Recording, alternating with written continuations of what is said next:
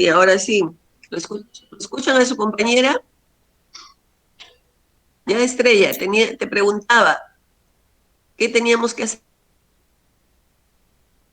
ahora? Dislipidemias, doctora. Era la clase teórica, ¿no es cierto? Pero tenían una tarea.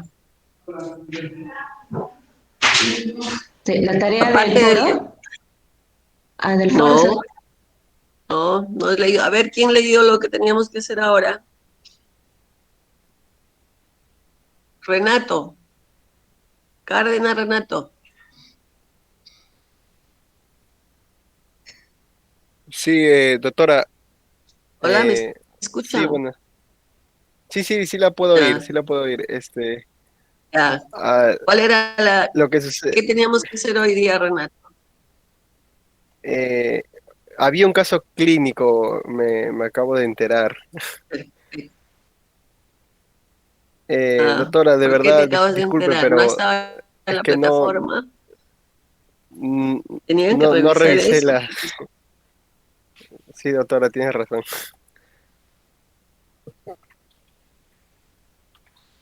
Ya, perfecto. A ver, ¿quién vio? Kenneth, Alan ya. Sí, doctora, buenos días.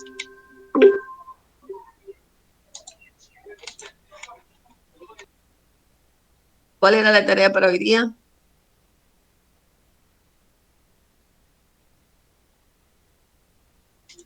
A No, ver, doctora, ¿quién disculpe, revisó? no ¿Quién revisó? revisé. Ya, déjenme presentar ahora. Sí, doctora, mejor comparta. Lo que pasa es que no sabíamos que había en la plataforma una tarea. Disculpe, doctora. Ya, está bien, por eso les voy a compartir el caso clínico para Ya. comentar, ¿ya? Sí, yo le No, aviso no me cuando esté permiten compartiendo. presentar. ¿No le permite presentar? No sé qué han hecho ustedes, pues no me dejan. No hemos hecho nada, doctora. Creo que es su internet que está A ver, fallando. A ver, a ver, entro. ¿Ahí lo ven? no, doctora, no se ve. No, no, no, acá dice tu pantalla, no. Si no, salga Ya un voy a poquito y voy a entrar. tratar de entrar de nuevo. Ya. Ujú, sí, la esperamos, no se preocupe. No sé quién está manejando la plataforma, no me permiten presentar ahora. Eso lo manejan desde No, la pero no me facultad, permiten doctora. presentar. ¿Quién está? Eso lo manejan desde la facultad, doctora. No, ninguno de nosotros maneja nada.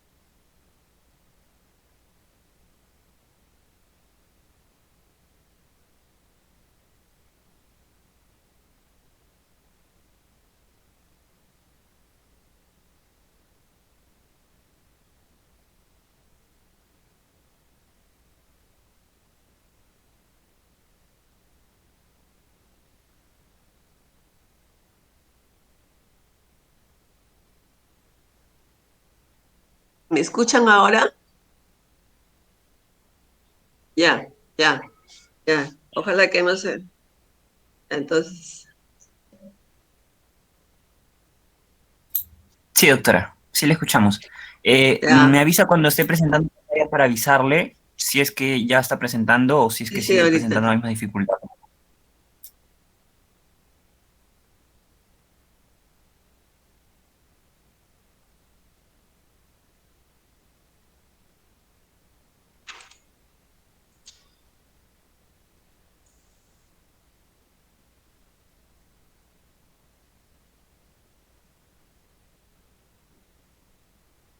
¿Ya están viendo el caso? Sí, Ya. sí, ya lo podemos leer. Dice ¿Está caso bien? clínico de dislipidemia. Perfecto. Ujú, A ver, Jordano, lee. ya, Mira, lo que tenían que hacer, dice, tarea, leer el caso, revisar el tema, o sea, el PowerPoint, cuáles son los problemas de la paciente y como médico tratante, qué solución o soluciones ofreces, ¿ya? A ver, Jordano, tú lees el caso y el resto el que quiere opina, ya, doctora. Ok. ¿ya? Pero de uno en uno para no tener problemas con el... Sí, Listo. A ver, Jordano. bien, bueno, dice caso clínico de dislipidemias, ¿no? Paciente, mujer de 32 años. mm, no recuerdo exactamente qué Ya significa. lo dejamos. P Ok. cero cero cero cero. Ya, Ujú. sigue, Sin sigue. antecedentes patológicos de importancia, no cirugías, no medicación, trabaja como oficinista. Al examen físico, talla de 1,60 m, peso 75 kilos. Eh, el CC creo que es no, ¿Está bien? Ya eso lo circun, hemos hecho, ¿ah? No sé si, ya pues, lo hemos hecho en el cursillo. Circunferencia de cintura, sí, 95. sí, Sigue. circunferencia de cintura, 95. Gracias, doctora.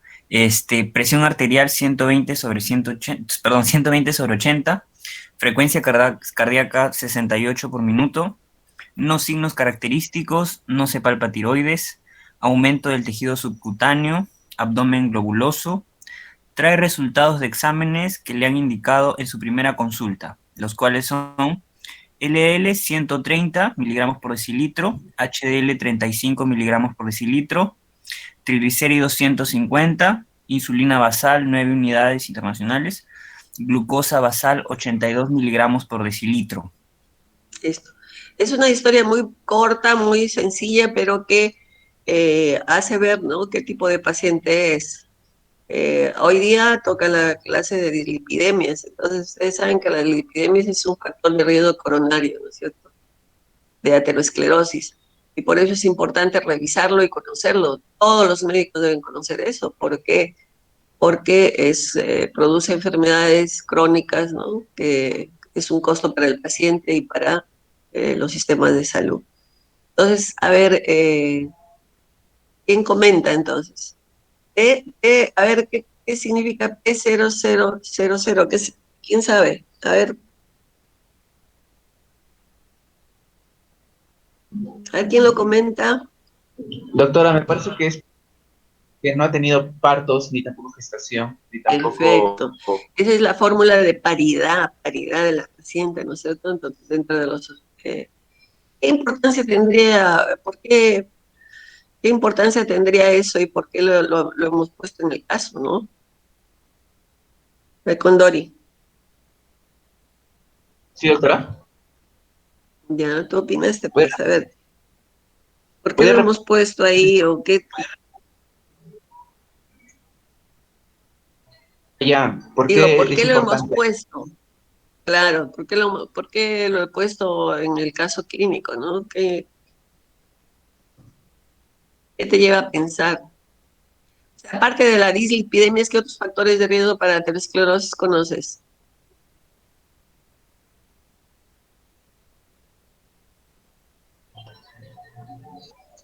Haya acúmulo de compuestos nitrogenados, por ejemplo. Ya, ¿qué más? Sería la insuficiencia renal, ¿no es cierto? ¿Qué otro? sexo será un factor?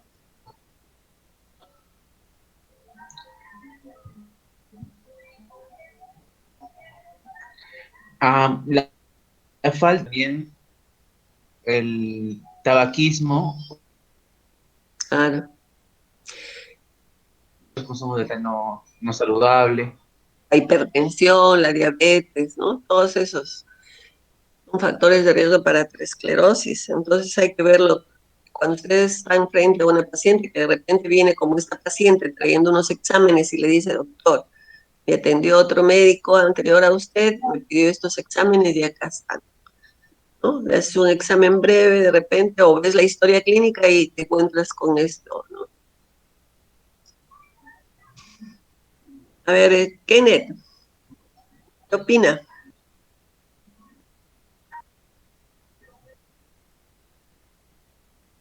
No están conectados, se fueron a tomar almorzar o a tomar desayuno. Los que están ahí, a ver, opinen. ¿Quién opina? Doctora, Doctora, por el caso de la paciente también podríamos considerar la multiparidad A ver, como el Edith. factor de riesgo importante. También el Perfecto. trabajo como oficinista de la paciente, que es un trabajo sedentario, entonces también nos podría indicar un factor de riesgo que la paciente presentaría, ¿no? Perfecto. Entonces, ustedes ven cómo todos los datos de la historia son importantes, ¿no es cierto? Y hay que ver al paciente, no la enfermedad. O sea, a meter el colesterol y hasta el colesterol, no. Y no hay que ver en los datos de anamnesis, en los datos de antecedentes patológicos, fisiológicos, en los signos físicos que pueden encontrar, algo que tenga que hacer unidad clínica y les ayude, porque por eso tenían que revisar el PowerPoint para examinar bien esto, pero he visto que no lo han hecho. Entonces, por ejemplo, las dislipidemias es importante detectar en el paciente otros factores de riesgo, porque ustedes, por ejemplo, pueden dar una primera indicación de tratamiento, ¿no? Y luego viene y modifican esa terapéutica, y de repente si le dan una medicación, un fármaco, le dan otro, pero no se han percatado de que hay otros factores de riesgo que son los que descompensan y que producen esa dislipidemia. Entonces también mejorar lo que se puede mejorar, ¿no? O sea, en los factores, en general, en todos los factores de riesgo, ustedes van a ver que lo común es que mejora estos factores de riesgo. Hay factores que se pueden modificar y hay otros que no. Por ejemplo, en el primer párrafo, Edith, ¿cuál podrías modificarlo? Es una mujer joven, no tiene prioridad, o sea, no hay, por ahí no hay algún antecedente de importancia patológico, no cirugía, no medicación, mire. Es importante en la anamnesis eso, Edith. Sí, doctora, sí es importante porque también algunos fármacos nos pueden indicar algún factor de riesgo, ¿no? Pero creo que lo modificable ahí podría ser un cambio de estilo de vida, pero tendríamos que preguntarle primero a la paciente su estilo de vida, ¿no? Porque solamente nos indica que trabaja como oficinista. Eso nos hace suponer una vida sedentaria, pero creo que se debería consultar también qué estilo de vida Claro, si lleva, hace, qué comidas, y de acuerdo a eso. claro, eso nos hace, eso lo deduce que Edith está bien, porque ella si sabe eso, tiene ese marco teórico, sabe qué buscar en el paciente, por eso el marco teórico en todo es importantísimo. ¿Por qué? Y ver, ¿no? Claro, como tú dices, ¿no? Su trabajo, ahora, por ejemplo, ustedes están en trabajo remoto todo el día o estamos sentados frente a una computadora y eso es un factor de riesgo alto, ¿no? Pero de repente esta es una mujer joven que es oficinista, pero tiene sus horarios de trabajo y luego hace deporte y también la historia de la alimentación es importante en este caso en enfermedades metabólicas y en general, ¿no? En todos los factores de riesgo. Bien, a ver, ¿quién se anima a comentar los exámenes, el examen físico? Doctora, ¿podría yo participar? Costa, a ver, Bueno, perfecto. otra cosa que me llama la atención es que nos da tanto la talla y el peso de ¿Te la llama la paciente. atención? Sí, nos ha dado la Perfecto. talla y el peso del paciente y haciéndole la prueba de IMC, he tenido que tendría un 29.3 como resultado de IMC, lo cual la podría en el nivel de peso de sobrepeso, eso sería un factor de riesgo para desarrollar dislipidemia. Y acompañado de eso Claro, también el valor de circunferencia de cintura está en 95, cuando los valores normales son de 88, por lo tanto también ese sería un factor de riesgo para desarrollar dislipidemia. ¿Qué te indica la circunferencia de cintura alta, por ejemplo? Ya, Juan Pierre, ¿qué te indica ese, puede decir perímetro abdominal, también lo pone en la literatura, ¿no? PA, igual que presión, pero es mejor circunferencia de cintura. ¿Qué te indica si está alto? Me indicaría obesidad No, pero está con sobrepeso. Es obesa según la central. clasificación de la... Pero que hay un predominio de qué? De la grasa abdominal. Grasa a nivel abdominal. Eso es lo que nos indica la circunferencia de cintura. Listo. Será importante, a ver, Santiago Alarcón, será importante que se palpe o no se palpe tiroides en esta paciente. Santiago Alarcón,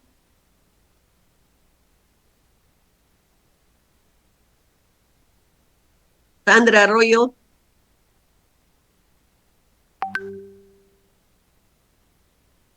se fueron. ¿Quién está? A ver que conteste lo que preguntaba. Supuestamente todos están, ¿no? Dejan la computadora prendida. Sandra Arroyo, Doctora, disculpe, ¿podría participar? Eddie Cowie. A ver, sí, Marcelo, perfecto. Sí, doctora. Sí, es importante porque existen patologías que pueden, relacionadas a la tiroides que pueden causar dislipidemia, ¿no? En este caso creo que ¿Cómo cuál? el hipotiroidismo es una de las causas más frecuentes también de dislipidemia, doctora. ¿Y el hiper qué te produce? El hiper no produciría, no produciría dislipidemia. ¿Y en lípidos qué produciría? Una disminución, ¿no? De los... Disminución del LDL, ¿no es cierto? Entonces también produce una dislipidemia si está bajo, pero se lo evalúa. Bien, Marcelo, ¿algún otro comentario? Ah, no, doctora. Esa Perfecto. era mi acotación. A ver, ¿alguien más? Respecto a los exámenes, ustedes son los segundos que lo ven, pero ustedes no indicaron el examen y trae esos resultados. ¿Qué comentario o qué otra pregunta le harían al paciente, no? Paul Contreras. Paul, faltó.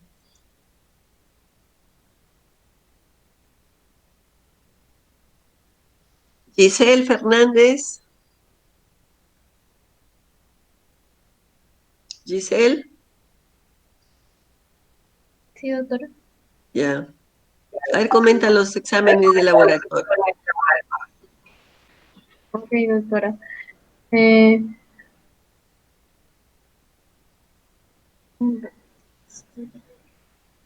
bueno, tenemos entre los exámenes laboratorio el LDL que se encuentra aumentado, se encuentra en 130 cuando lo normal es menos de 100.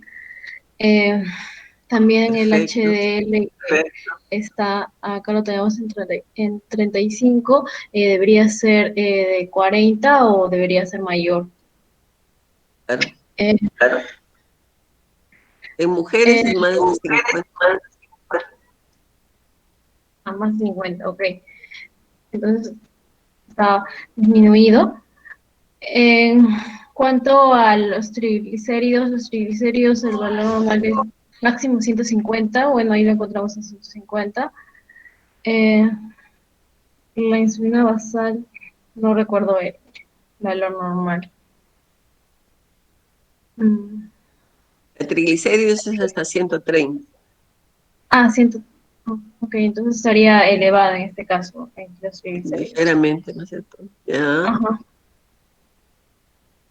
¿La glucosa cómo está? Dice él.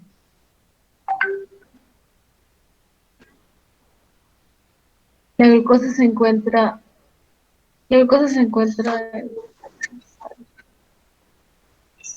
normal, doctora, porque no es de 70 a 100.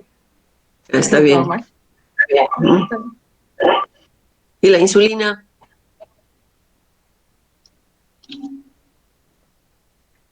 A ver, Víctor García. Víctor García, Buenos días, doctora. a ver, ¿cómo está la insulina en esta paciente? No recuerdo cuáles eran los valores de Ah, ya. insulina basal. No, no sé, la insulina basal es la que nos ayuda ahora, ¿no? Más que la postprandial. Y es muy exigente si ponemos debajo de 7, pero también debajo de 10 ponen otros autores, ¿no? Entonces estaría dentro del rango normal. O sea, insulina y glucosa están bien, solo los lípidos están altos, ¿no? Y el HDL bajo, o sea, una dislipidemia. Pero Víctor, qué comentario, porque ustedes, el paciente trae los exámenes. Entonces, ¿qué le preguntarían a la paciente?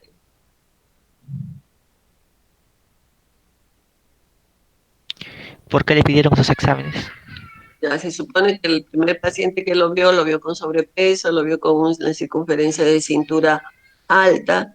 Entonces, por eso lo evaluó desde el punto de vista metabólico y le pidió los lípidos. Pero, ¿qué otra pregunta sería clave para que tú puedas decir si está alto, si está normal o está bajo, ¿no? En un paciente que te trae unos exámenes.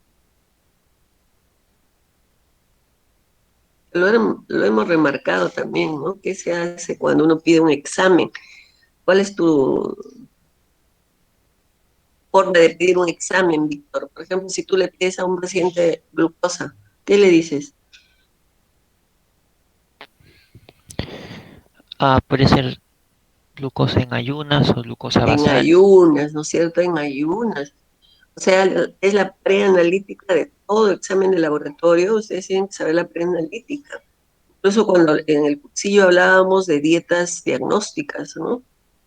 O esas dietas que tienen que quitar ciertas comidas o añadir ciertas cosas para que el examen salga según el estándar, porque todos, usted sabe, la normalidad se da por qué, estadísticamente, pero siempre en unas condiciones. Entonces, si ustedes no lo toman en esas condiciones, no pueden compararlo con la normalidad estadísticamente que es realizada bajo ciertas condiciones. Y para lípidos, ¿cuál es la preanalítica? A ver, Cristian Gutiérrez. Cristian, Sí, doctora. ya. En ayunas también, doctora. ¿De cuántas horas? ¿Qué es ayuno? Tú le dices, Ah, ya se hacen ayunos. sí, cuando dejas de bueno, se deja de ingerir alimento por más de 8 horas para los Bueno, exámenes auxiliares. pero para todos es así igual. ¿Para qué exámenes auxiliares? Porque acá, mira, tenemos lípidos, tenemos glucosa, tenemos insulina. Claro, en este caso para los exámenes laboratorios sí es 8 horas, 12 horas y bueno, en otros exámenes O 8 horas, 12 horas. ¿12 horas para qué? ¿Para qué examen? para el perfil lipídico. El fil y pico, tiene que ser 12 a 14 horas, ¿no es cierto? Y la última comida sin grasas y algo muy ligero. ¿Podrá tomar agua después? Y entonces es un ayuno de 12 a 14 horas. La última comida algo sin grasas y ligero. Porque, ¿qué pasa si, por ejemplo, el paciente se comió un pollo a la brasa a las 10 de la noche, Cristian? Los valores podrían alterarse ¿Cuál? del el colesterol triglicéridos, ¿no? Que se digieren justamente en esas horas. Si lo hubiesen revisado el PowerPoint, lo hubiésemos estado mejor, ¿ah?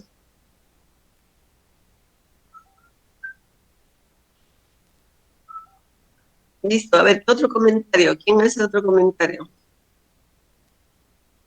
¿Cómo hubiese, a ver, Mayori Hilario, Sí, doctora, buenos días. ya, ¿cómo hubieses tú esperado la insulina en esta paciente?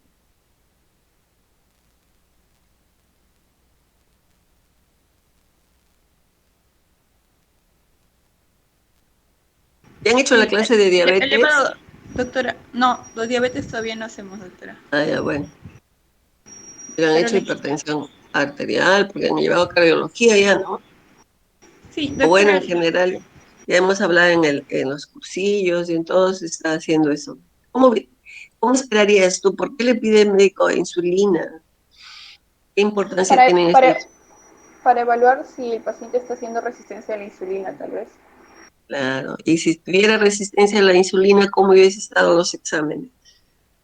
La insulina hubiera estado elevada.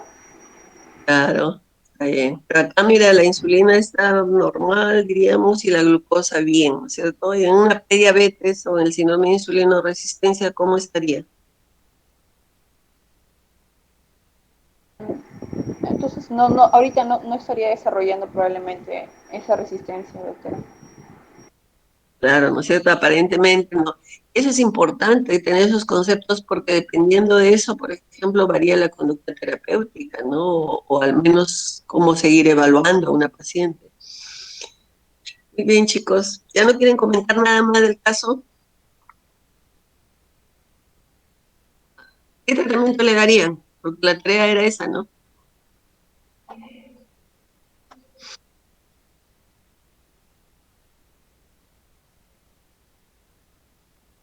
Dice, como médico tratante, ¿qué solución o soluciones le ofreces? A ver, Claudio Intimaita. Claudio, se fue. Juan Justiniani. Sí, doctora, ¿me Justiniani. escucha? ¿Me Ah, escucha? sí, te escucho. A Bueno, ver, podría ¿cuál comenzar sería la solución? bueno, comenzando primero con lo modificable, ¿no? Como mencionaron antes, Perfecto. estilos de vida. Primero probar con eso, ¿no? A cambio, en otro examen después que podemos hacer posteriormente, ¿no? Tal vez ¿Qué podemos podías cambiar modificar? Pero en la paciente. actividad física y también modificar la dieta. ¿Ya? ¿Y cómo medirías el resultado de los cambios de estilo de vida en esta paciente? Bueno, Por ejemplo, ya le mucho, das sus indicaciones y a la siguiente consulta, ¿cuánto tiempo lo citarías ah, para ver los efectos de los cambios de estilo de vida en la paciente? Tanto, ¿en qué parámetros buscarías tú los resultados de tu intervención? de 3 a 6 meses, creo. Perfecto. ¿Ha leído de 3 meses? Nunca hablen de creo. No, si se equivocan, se equivocaron. Porque a veces uno lo lee y dice, sí, pues así, 3 a 6 meses, mínimo 3 meses, ¿no es cierto? Entonces llega la paciente y ¿en qué lo evalúas eso? ¿O cómo lo evalúas? Por ejemplo, esa paciente es una dislipidemia leve, diríamos, leve, porque sus valores de LDL están en 130, el HDL está bajo, eso es una fórmula que es de síndrome metabólico, ¿no? Eh, ¿Y cómo evaluarías? O sea, llega la paciente 3 meses.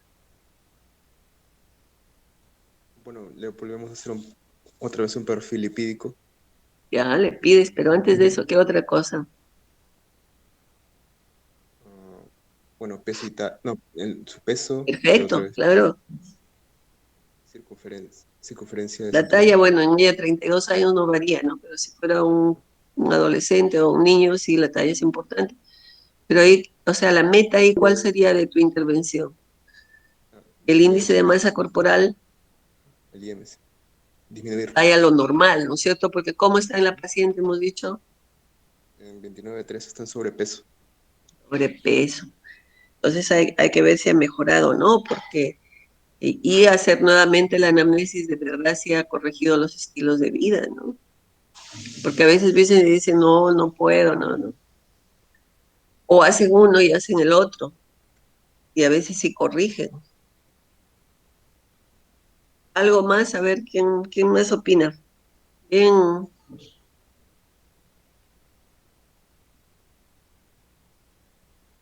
Justiniani, Sí, doctora, ya me llamo. ahí opinaste tú. Débora, Abigail, Sí, doctora. a ver, ¿qué otra cosa opinas, Abigail? ¿Algo Ah, más?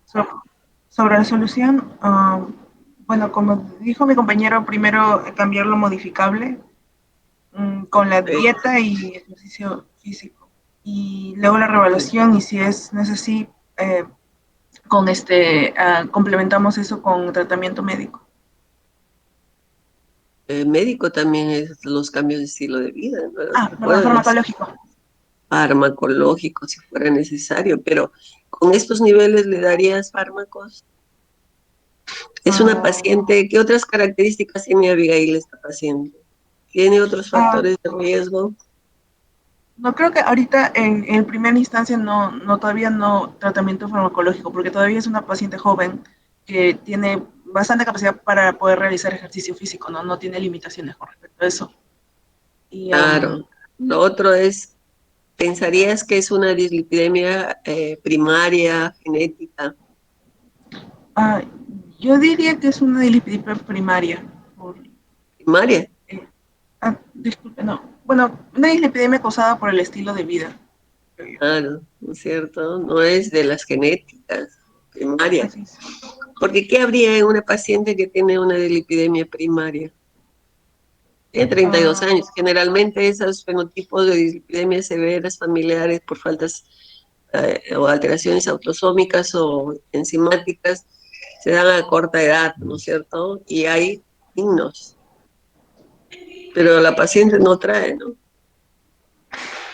Y también su colesterol LDL y triglicéridos hemos dicho que está levemente alto. Bien, Abigail, ¿alguien más quiere comentar? Mire, si hubiesen revisado todo lo que hemos dicho está en el PowerPoint, entonces ya no sería necesario hacer la teoría. Pero vamos a ver, como, no sé si lo han revisado, si no digan que quieren que los aclare ahí, o que quieren que les hable. Porque tienen el PowerPoint y lo van a leer perfecto.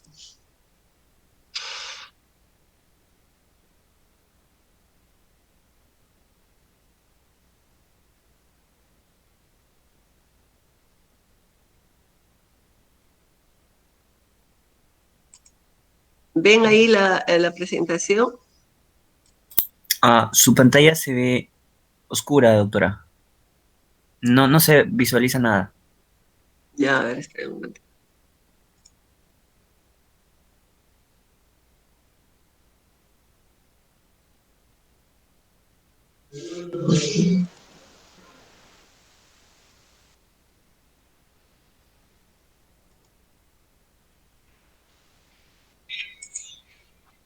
Y ahora, está bien.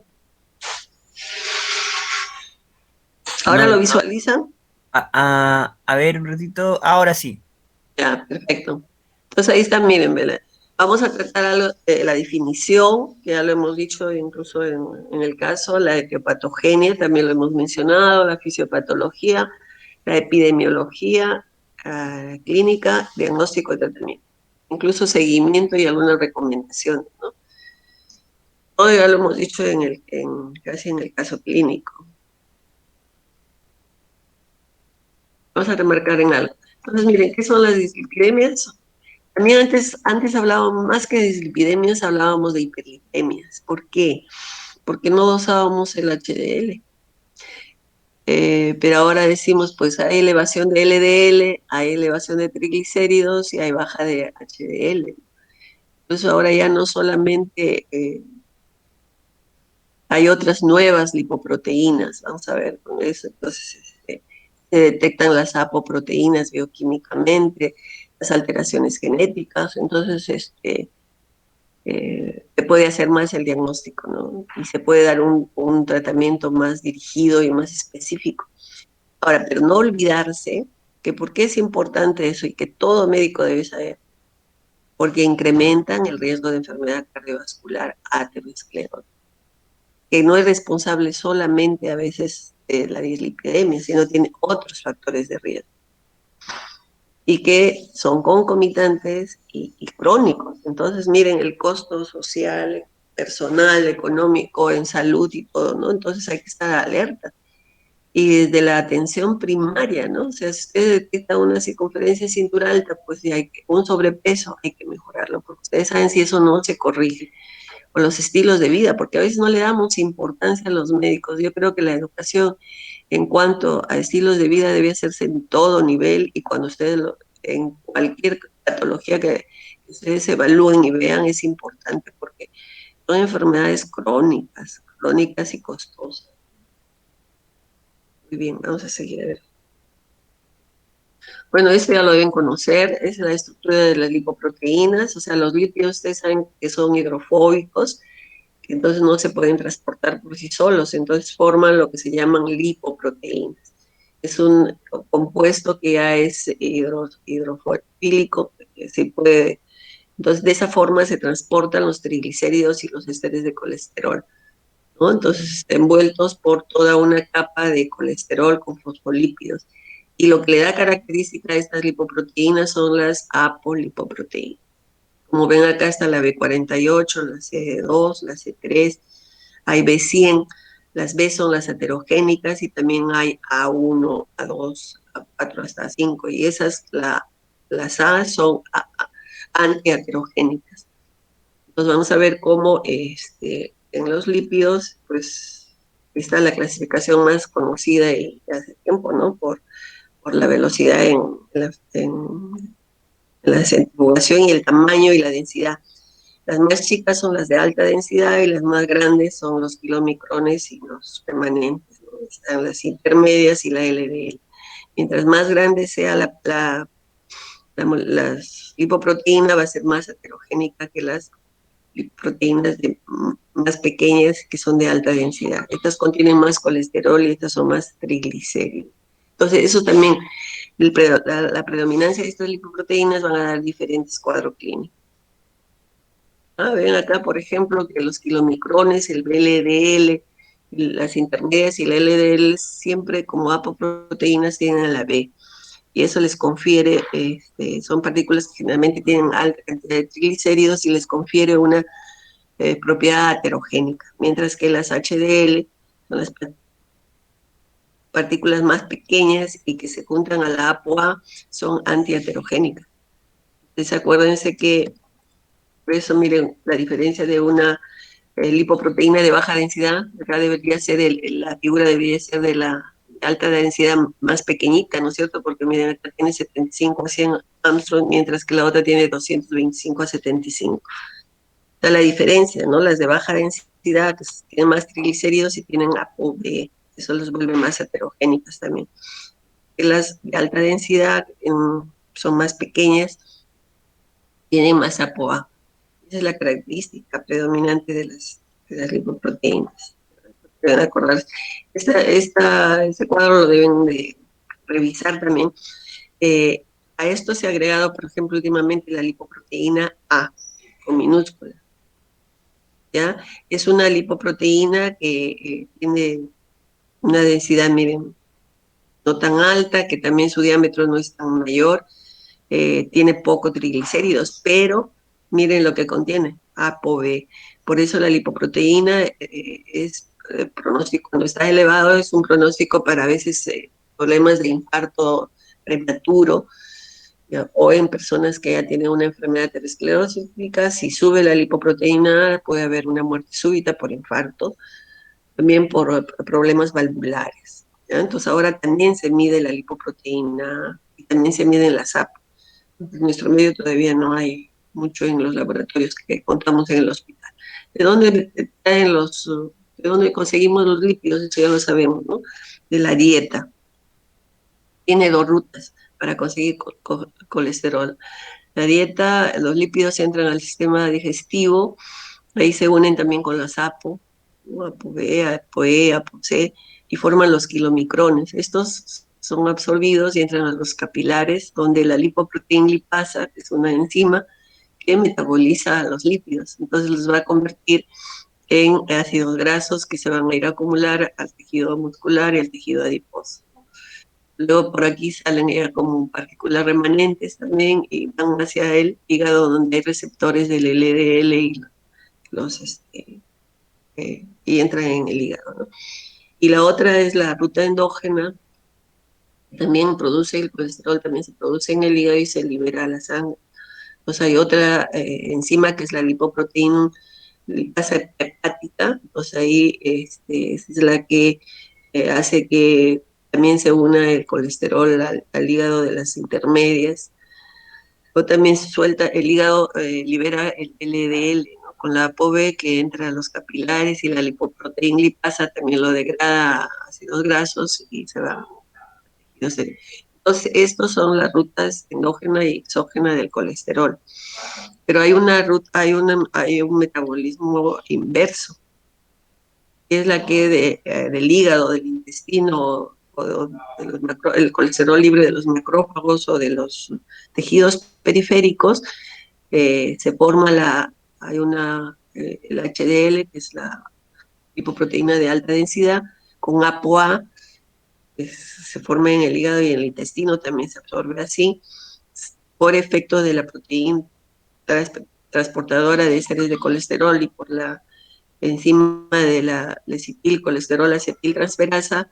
Esto se va, y por su ApoA, porque las apoproteínas no solamente sirven para el transporte de los lípidos, sino también que intervienen en su metabolismo. Entonces el ApoA hace que se una también al hígado, ¿no? De esa forma, el receptor SRB1, por ejemplo, en este caso, se junta al LDL, o sea, al colesterol malo, que transporta el HDL de los tejidos periféricos hacia el hígado. Pues por eso, miren, esta figura es muy significativa, ¿no? El LDL, los triglicéridos se unen acá y forman los ateromas, mientras que el HDL es la escobita que barre los vasos. Las funciones de los lípidos, ya lo saben, es estructural, transportadora, de reserva energética, o protectora, biocatalizadora, aislante térmico. Eso es fácil para que lo entiendan. En hepatogenia es a lo que estábamos diciendo, que hay causas primarias que no son modificables porque su origen es, por lo general, es genético, y las más comunes de estas hiperlipemias o dislipidemias son de origen la hipercolesterolemia familiar y la hipertrigliceridemia familiar, que son muy severas, muy altas, ¿no? Incluso ahora, desde el punto de vista terapéutico, ya hay medicamentos especiales para estas patologías. Las causas secundarias son, como ustedes, no depende del metabolismo de las lipoproteínas, más bien son ambientales o causas patológicas. La ambiental está la dieta, la falta de ejercicio, o sea, los estilos de vida, que son importantísimos en todos los factores de riesgo para la enfermedad aterosclerótica.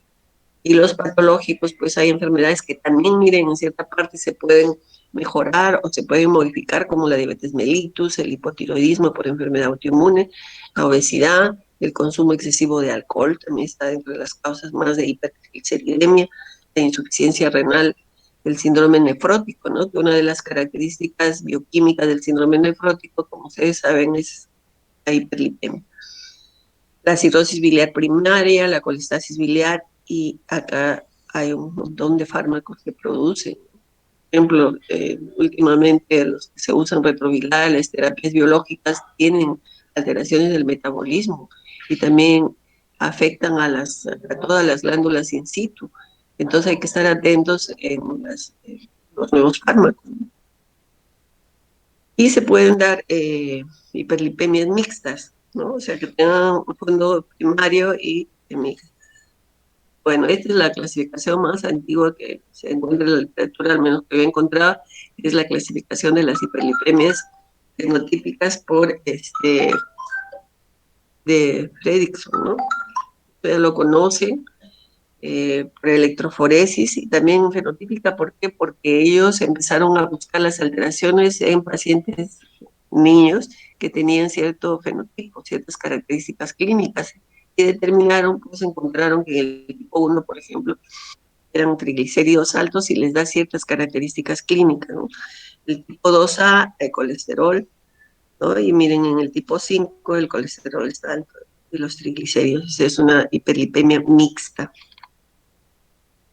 Este cuadro, a ver si alguien me ayuda a interpretarlo, porque es bien claro. Entonces he puesto esto para que vean la clasificación, pero aquí han agregado las características clínicas y también las alteraciones genéticas, ¿no? A ver, Molina, Anthony Molina. Sí, doctora. A ver, ¿qué te dice ese cuadro? A ver, ¿cómo lo interpretas el 1 y el 2A? Um, pero dice que las lipoproteínas están elevadas en el 1 con kilomicrones y en el 2 con las lipoproteínas de baja densidad. ¿Ya? ¿Y eso? Pues, Mira, en el tipo 1, por ejemplo, hay triglicéridos altos, HDL alto. Las características del plasma, mira, ahí es la lactescente, está blanquecino. Y sus características clínicas, mira ahí, ¿qué te da? muestra esto. En el 1 muestra que pancreatitis está 3 cruces. ¿Ah? Mira cómo, entonces aquí nos dice claramente, el exceso de triglicéridos puede dar pancreatitis. Por ejemplo, en la literatura ustedes van a ver hipertrigliceridemia más de 400 o de 500, y las primarias llegan a más todavía en este caso, cursan con pancreatitis, por eso hay que evitar las hipertrigliceridemias elevadas. Mientras que cuando hay LDL alto, ver, Olano, Lisset Olano, Sí, doctora. a ver, por ejemplo, la 2A, ahí hay aumento del LDL, ¿no es cierto? Marcado. ¿Y la característica de su plasma cómo es? ¿Está? Léelo. Lisset. Claro, ¿no es cierto? Y su clínica para pancreatitis propone que no. ¿No es cierto? Más bien, ¿qué hace cuando hay LDL alto? Lisset. Lisset. ¿Viste? ¿Qué hace? Mira, el 1, exceso de triglicéridos y hace pancreatitis, ¿no? Incluso mire las características de San Tomás, o sea, ambas, el exceso de colesterol como el exceso de triglicéridos, les da San Tomás. Pero en los triglicéridos, miren qué tipo de San Tomás da, eruptivos, como después vamos a ver las láminas de las características clínicas. Mientras cuando hay LDL alto, más característicos son los santomas, pero tuberosos, en tendones. El plasma también, miren, desde que se toma la muestra, cuando hay triglicéridos altos es lactescente, o sea, es como leche, ¿no? Y eso es lo que pasa, por ejemplo, después de una comelona. Por eso es importantísimo el ayuno, porque todas las pruebas que se hacen ahora de lípidos no distinguen la hipertrigliceridemia exógena de la endógena, porque para eso tendrían que refrigerar el suero y botar el nadante congelado y recién dosar los triglicéridos endógenos. Entonces, por eso es importante que haga el ayuno. Miren, también cuando hay LDL alto, ¿qué es más común? La enfermedad coronaria. Y acá están todos los defectos moleculares y los genéticos, la nomenclatura que abajo está su significado. Entonces revisen esos cuadros que les va a servir mucho, ¿no? Para el diagnóstico diferencial. Por ejemplo, si se encuentra con un paciente clínicamente con santomas tuberosos, van a decir ese tiene colesterol alto. Es eruptivo, triglicéridos altos.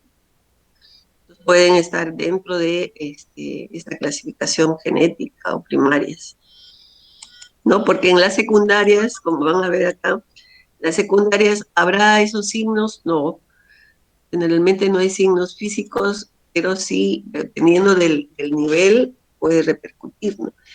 Y miren, ahí están todas las patologías que son modificables y su repercusión sobre los lípidos. A ver, Jordano, comenta, a ver, ¿qué alteraciones lipídicas produce la diabetes tipo 2, según este cuadro?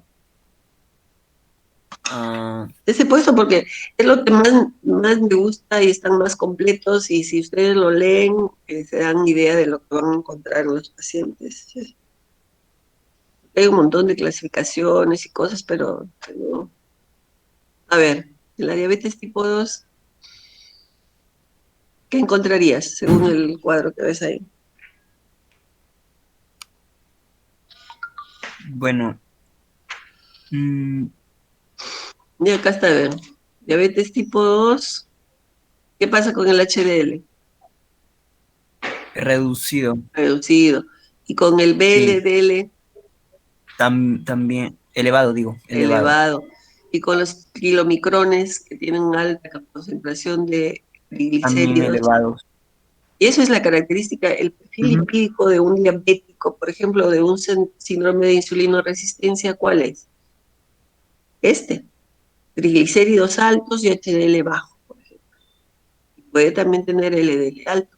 Por eso ustedes van a ver que en el síndrome metabólico consideran más triglicéridos altos y HDL bajo. El LDL no lo consideran porque es el que después se eleva y que no es tanto por insulinoresistencia.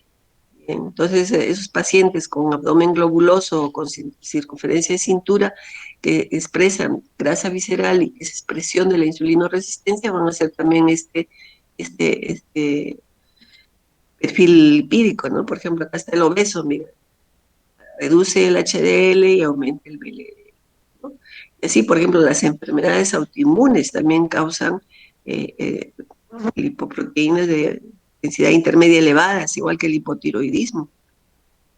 Y miren, el hipotiroidismo produce, y otras enfermedades como la acromegalia, la nefrosis produce lipoproteína A elevada, que ahora ya se está, los procesos inflamatorios, ¿no es cierto? O sea, autoinmunes o de otro tipo, también elevan la lipoproteína A. Por eso cuando encontramos un paciente o enfermedad autoinmune o con alguna dislipidemia, lo que nos ayuda, como no hacemos lipoproteína A ahora en los laboratorios pequeños o en los hospitales a veces, pero sí en laboratorios privados ya lo hacen, pedimos el PCR. ¿Por qué? Porque es un marcador de inflamación. Entonces, si hay un PCR alto y está con una dislipidemia, entonces asumimos que también ese paciente va a tener una lipoproteína lipasa A. Y hemos dicho que producen los pacientes limboma, limboma, Luis, Sí, Luis, sí, soy a yo. ver, ¿Me escucha? qué te produce la lipoproteína A elevada? ¿Qué hemos dicho? ¿Qué les he dicho? Ah, daño renal, doctora, según la imagen. Oh, en la insuficiencia renal está elevada la lipoproteína, como en la menopausia de la mujer, o en la orquidectomía, o sea, en la andropausia del hombre, ¿no? En la acromegalia, pero puede ser causa de infarto de miocardio, más en pacientes que ya tienen un síndrome aterosclerótico, ¿no? Y un proceso inflamatorio. Entonces, la lipoproteína A es una lipoproteína que es de mal pronóstico, dirían el paciente, ¿no? Miren, y otra cosa, ¿qué otra cosa te llama la atención, Luis Enrique, en este cuadro? Como causa de dislipidemias. Luis Enrique se fue. Disculpe, doctora, tengo un poco de ruido acá, no lo puedo escuchar muy bien. ¿Podría repetir, por Ya, favor? yo te digo, ¿qué más te llama la atención? Por ejemplo, en la última fila, ¿qué te llama la atención? ¿Qué ves de común en todas las alteraciones? Por ejemplo, mira, lipoproteína A elevada a causa de qué? De fármacos. Fármacos, igual, ¿ves? VLDL alto, también Ah, sí. fármacos y fármacos. Por eso la historia clínica es importantísima, porque puede ser que el fármaco sea indispensable. Entonces ahí no hay forma. Tendrías que ver cómo tratar esa parte de los estilos de vida, tendrías que ver si es necesario darle otro fármaco para contrarrestar, pero tener en cuenta que hay medicación indispensable y que a veces son únicas. Por ejemplo, algunos psicofármacos o retrovirales que no le puedes quitar tú al paciente, no porque le esté produciendo hipertrigliceridemia le vas a quitar. Entonces ahí insistir, por ejemplo, en esos pacientes en el estilo de vida, si es necesario algún fármaco que no contrarreste o que no bloquee el efecto del otro fármaco que se da a los pacientes, se le puede dar. Por eso, saber qué medicamentos se está tomando, incluso también ahora que hay tanta medicina complementaria, ustedes tienen que estar ahí viendo qué está tomando el paciente, ¿no? Y a veces somos muy, muy repetitiva en nuestros actos de tomar hierbas o comer alguna. Se han visto, ¿no? Por ejemplo, los verdes les prohíben a los pacientes que tienen problemas hematológicos o que están tomando anticoagulación. Entonces, eso tienen que enterarse también para saber interpretar, ¿no? Por ejemplo, ahí también dice la lipoproteína lipasa A está elevada en la acromegalia. Entonces, podemos no tener un LDL alto, no podemos tener un HDL no bajo, pero hay que pensar en lo otro. ¿Ya? Estamos bien, pasamos entonces.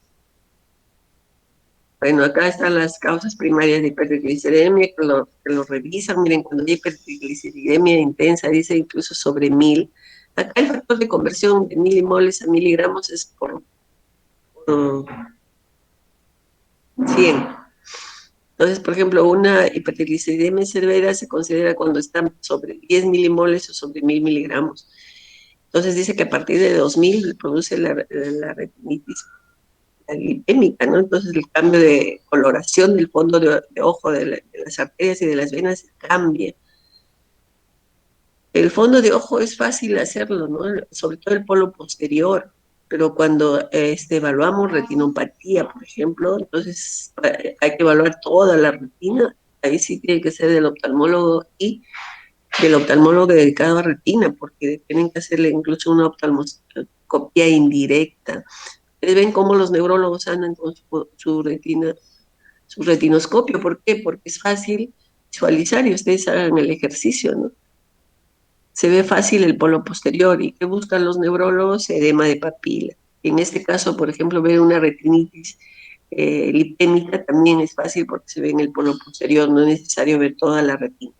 Pero, por ejemplo, en las complicaciones de la retinopatía diabética, ahí se tiene que hacer un buen examen de retina periférica. Entonces, uno hace oftalmoscopía indirecta y lo hace el oftalmólogo que tenga esa también capacidad de hacerlo, ¿no?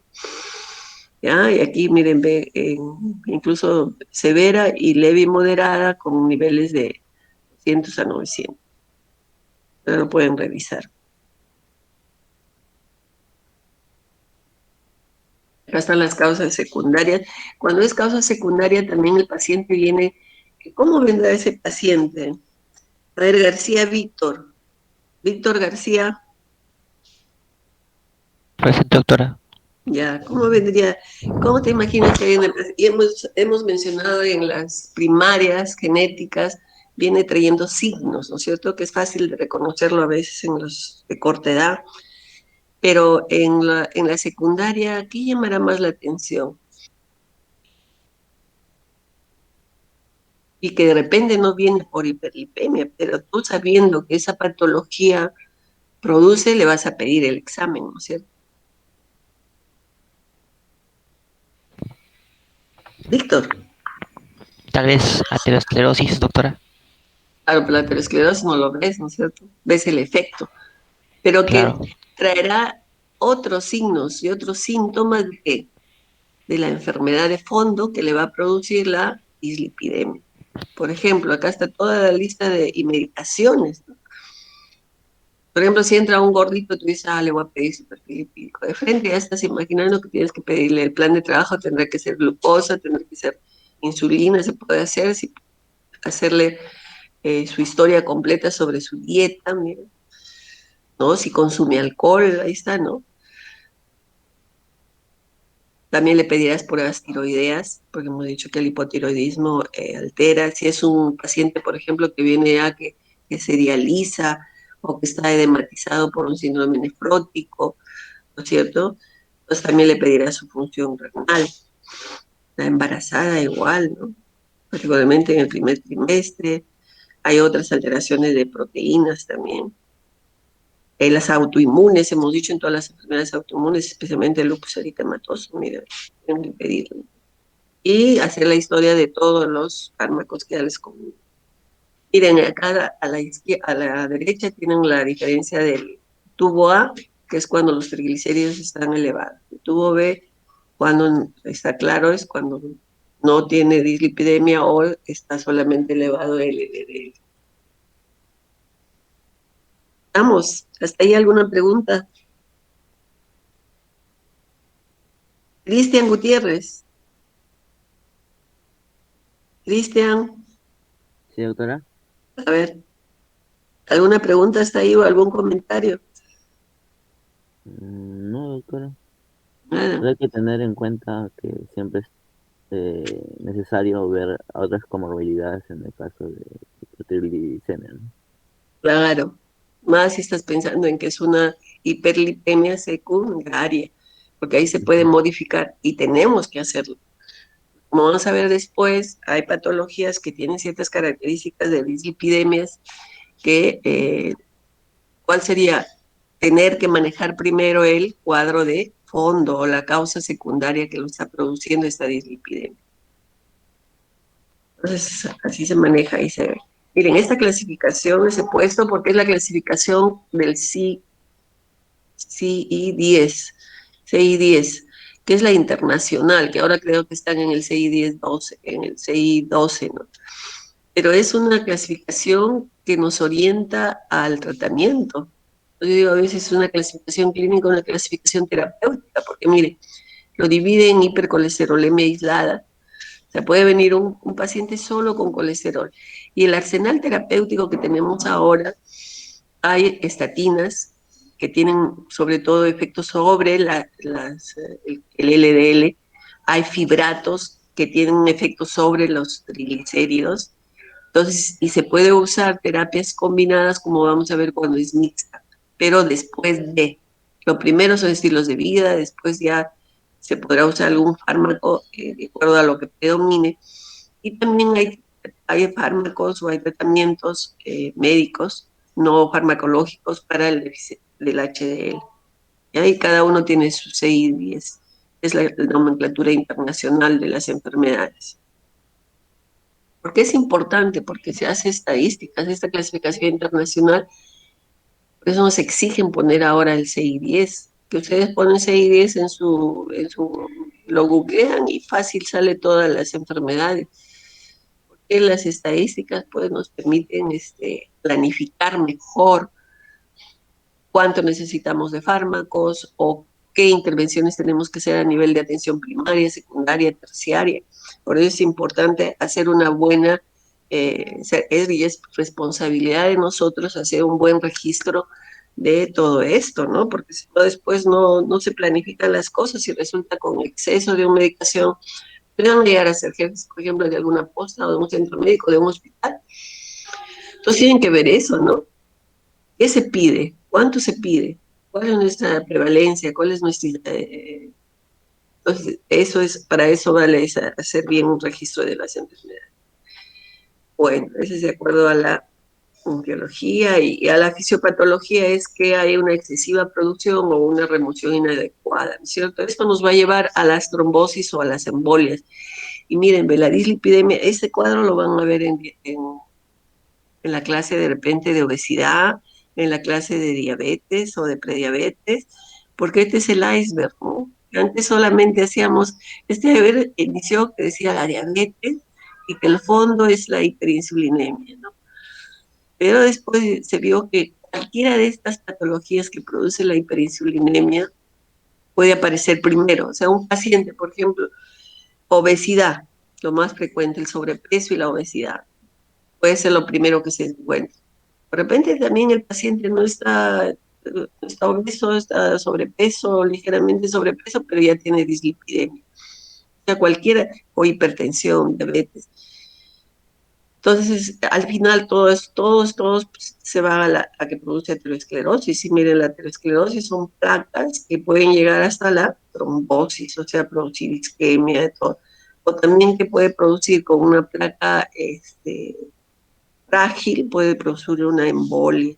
Y eso pues produce alteraciones cardiovasculares, tanto en el corazón, en el cerebro y a nivel periférico. Entonces ustedes que hayan ido a la práctica en semiología, por ejemplo, han visto que esto pues produce, son enfermedades crónicas que necesitan seguimiento, medicación, limitaciones laborales a veces, ¿no? Personales. Entonces es un problema. Entonces hay que actuar siempre a todo nivel para eso. Ahí están los factores de riesgo que ya no los repetimos, pero los modificables y los no modificables. Por ejemplo, la edad. La lipoproteína, por ejemplo, les he dicho que es una lipoproteína que es muy de pronóstico malo, entonces puede producir muerte o infarto en edad prematura. En el hombre se habla de edad prematura menos de los 55 años y en las mujeres menos de 65. Por eso en las historias clínicas es importante ese antecedente. Por ejemplo, usted tiene algún familiar que ha muerto de infarto, ¿no? O que tiene valvulopatía, alguna enfermedad cardíaca, y les va a decir, sí, mi hermano murió a los 30 años o a los 40 años, que es una edad prematura para las enfermedades cardiovasculares fatales, ¿no? Entonces hay que estar atentos a eso. ¿Por qué? Porque pueden ser que genéticamente tengan lipoproteína alta. El sexo, ya han visto, las mujeres, y la menopausia también es doctora de dislipidemia, los antecedentes familiares, eso sí no lo podemos modificar. Pero en el otro lado sí, todo esto se puede modificar. Este diapositiva me gustó y lo puse porque miren, el HDL hablamos de la escobita, de las arterias o del colesterol bueno, ¿no? Miren, no solamente hace el transporte inverso del colesterol, de los macrófagos, del colesterol libre, del adipocito, del músculo, donde esté, hacia el hígado. Y no tiene otras funciones. Miren, acción antiinflamatoria, protección de las células beta, pancreática, efecto antiapotético, estimulación del óxido nítrico sintetasa, antiagregante planetario, capacidad antioxidante, es importante, ¿no? Y mire, a veces encontramos un colesterol alto, HDL de 90, por ejemplo, o más de 60, y decimos, qué bueno está. Y no es así, porque puede ser, por ejemplo, las enfermedades autoinmunes como el lupus, pueden tener un HDL alto, pero es disfuncional. Estas funciones son alteradas, si les apasiona el tema, revísenlo, pero son alteradas, miren, todo por problemas modificables, mala alimentación, sedentarismo, obesidad, tabaquismo, diabetes. O sea, aparte de que hacen elevación del LDL, de colesterol, también pueden aumentar el HDL, pero disfuncional. Y este disfuncional causa también de muerte prematura por partos de miocardio. Y esta disfuncionalidad es reversible y es por factores. Entonces, eso es importante también tenerlo en cuenta para valorarlo en los pacientes, ¿no? Bueno, esto les dejo para que revisen. Ya les hemos mencionado cuál es en ese cuadro que resumía cómo es la dislipidemia en el diabético, que son las causas más comunes. En el hipotiroidismo, miren, hay disminución de la acción de la lipoproteína lipasa, entonces hay aumento del LDL, ¿no? Miren, 8.5% de hipotiroideos tienen normal sus lípidos, pero es importante porque el resto lo tiene alterado, entonces hay que hacerlo también para, le hacemos el diagnóstico, aparte de darle su tratamiento para el hipotiroidismo, que es la levotiroxina, tendrán que darle régimen de alimentación, o si es muy alto, de repente el secundarismo lo empeoró, ¿no? Lo hizo, agravó, pero ya tenía dislipidemia, entonces hay que corregir también los estilos de vida y dar la medicación correcta para el hipotiroidismo. El consumo de alcohol es un hábito nocivo que se debe decir no, y que también aumenta los triglicéridos, sobre todo, y hemos visto cómo se puede producir, ¿no? La obesidad, ya también hemos visto, aumenta el LDL, el VLDL y baja el HDL, ¿no? La insuficiencia renal es otra causa frecuente que vemos y que se acompaña de dislipidemia. Y hay que tener en cuenta también para dar el tratamiento, como vamos a ver después, según la filtración glomerular, hay medicamentos que no se pueden usar para lípidos. Ahí está lo que hablamos de enfermedades autoinmunes, también lo revisan ya. Y esto es a lo que hemos llegado. Pues, ¿no? El hombre antes, para conseguir alimentos, tenía que caminar y caminar y caminar, y sin comer. Entonces, si han escuchado el gen ahorrador, pero hemos avanzado tanto en la industria alimentaria y en la industria misma que hay controles, hay eso, entonces ya no nos movemos ni siquiera para abrir la puerta, ni para prender el televisor, ni nada. Entonces, eso ha llevado a que el hombre, y miren la facilidad, estamos caminando y estamos consiguiendo y comiendo alimentos. Entonces, eso ha hecho que el gen ahorrador esté todavía en nosotros porque la genética no ha cambiado. Entonces, los que antes sobrevivían por ese gen, ahora pues mueren por ese gen. Hacen diabetes, hipertensión, es el gen ahorrador. Entonces, nuestro sedentarismo y nuestro exceso de comida son lo peor que en nuestro medio, miren. A veces, para que no fastidien los niños, ¿qué hacemos? Televisor y comida. Entonces, le damos exceso de calorías y a base de... Y el sedentarismo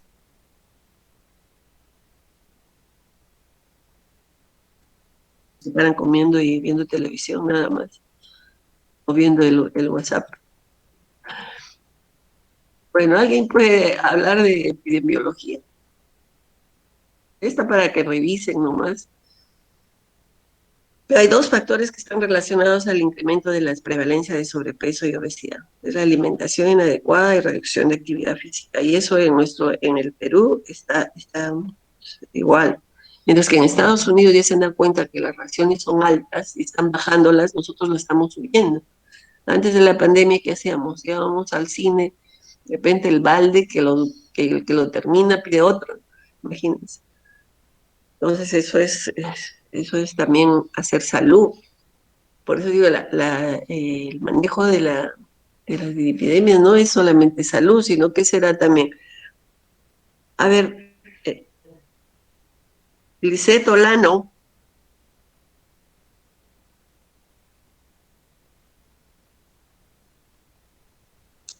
Lisette Olano, ¿se fue?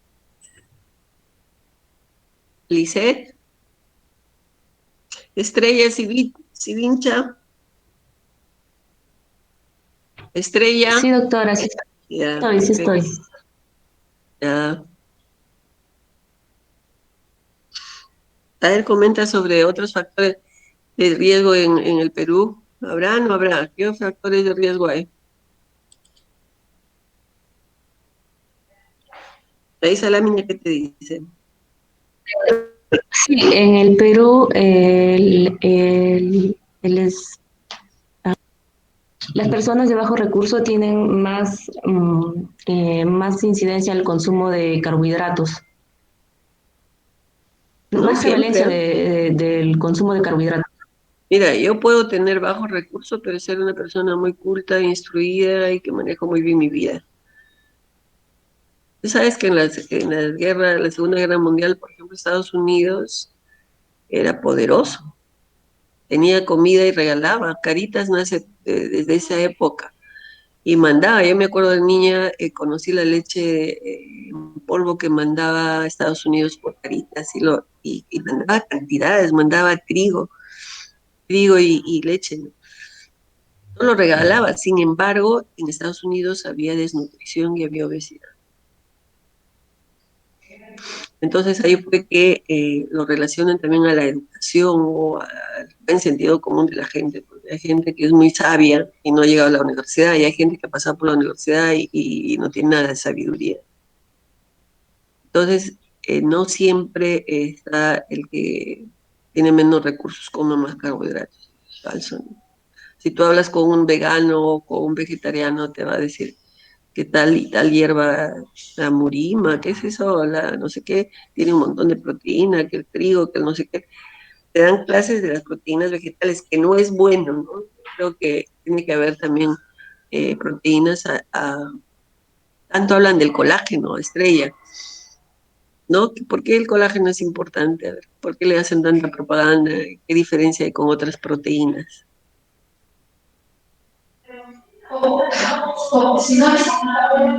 Estrella. No sé, doctora, Sí, doctora. Estamos de acuerdo. Entonces, mira, en ese tiempo, digo, Bueno, por eso es importantísimo. Ustedes van a ir a hacer su servicio rural, por ejemplo, y tienen que educar a la mamá, sobre todo, a las mujeres, porque estamos más en la casa a veces o tenemos, no sé, tenemos algo más que la sobrevivencia para los hijos, no sé, mejor, ¿no? Y si ustedes revisan los programas de alimentación a la comunidad, los huertos escolares, o cómo enseñan a la gente a cultivar, ¿no? O sea, a utilizar sus productos, porque mira, la gente del campo, por ejemplo, eso sí, o sea, está ligado más a la educación, no saben qué es proteína, no saben qué es carbohidrato, no saben, entonces comen lo que tienen y lo que pueden. Ese es ya un afán de sobrevivir o de nutrirse, ¿no? Pero por eso hay que dirigir nuestra educación. Y mira, lo que más mal hacen en el mundo, en el Perú, pues es la propaganda de la televisión. Bueno, entonces miren, en este cuadro, Estrella, lo que tú ves que en costa, sierra y selva del Perú hay sobrepeso, mira el promedio, ¿no? Y este es en personas de 15 años a más edad. O sea, es 27, estamos en sobrepeso. Y está en Lima, está en la costa, en la sierra y en la selva.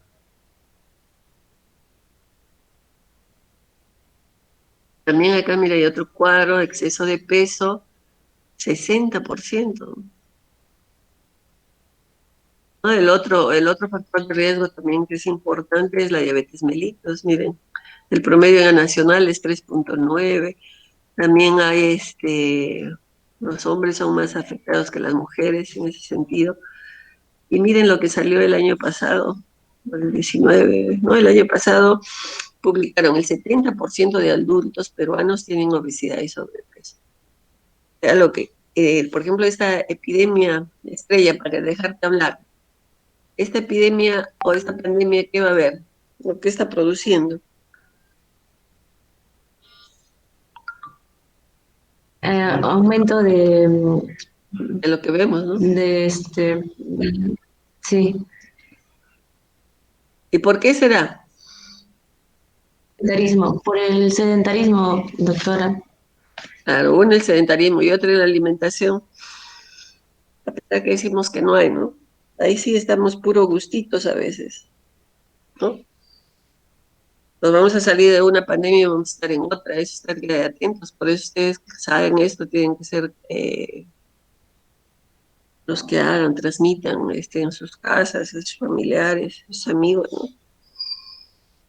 Miren, mira lo que hacemos, combinamos a veces factores de riesgo, tabaco, alcohol, sedentarismo y comida, ¿no? Entonces, ¿qué va a pasar con el perímetro de cintura? Con la circunferencia de cintura y la grasa abdominal va a aumentar, va a producir lo que se llama síndrome metabólico. Pues, ¿cómo vamos a encontrar a los pacientes qué síntomas y signos vamos a hallar? Bueno, en síntomas, hemos dicho que las genéticas a veces más son signos los que presentan, ¿no? Aunque también, por ejemplo, si hay pancreatitis, Cristian, ¿qué produciría una pancreatitis de síntomas? Sí, doctora, bueno, dolor en faja, que se puede irradiar el hombro, eh, falta de apetito. El dolor abdominal, ¿no? Y a veces, por ejemplo, hemos visto que el tipo 1 tiene triglicéridos altos y que puede ser tan severo que produzca pancreatitis. Entonces, en esos niños que tienen dolores abdominales, así, ¿no? A veces el papá dice, ay, es porque maña, no quiere ir al colegio, no sé. Piensen en esa patología a veces. Hay que descartarla, ¿no? Esos dolores recidivantes. Porque el niño a veces no es muy expresivo, pues.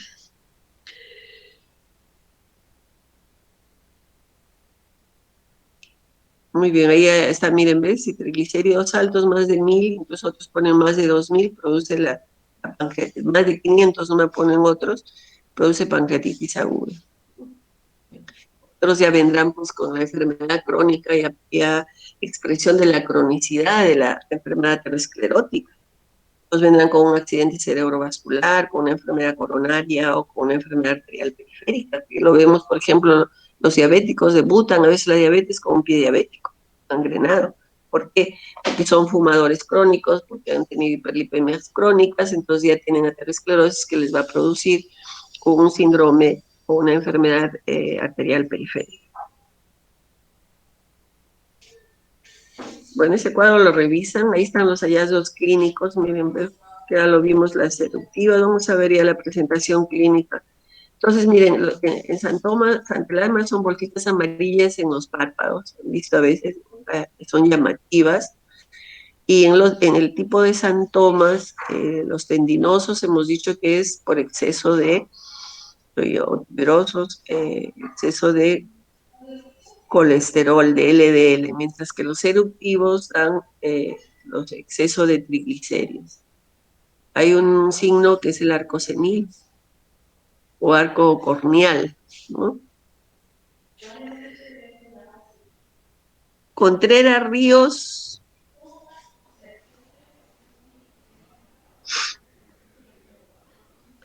y Contreras Evelyn Contreras, Evelyn.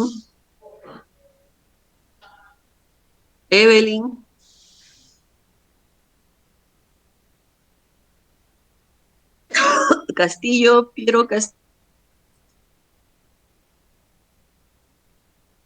Sí, doctora. ¿Me escucha? ¿Se me escucha? Bueno. Piero Castillo.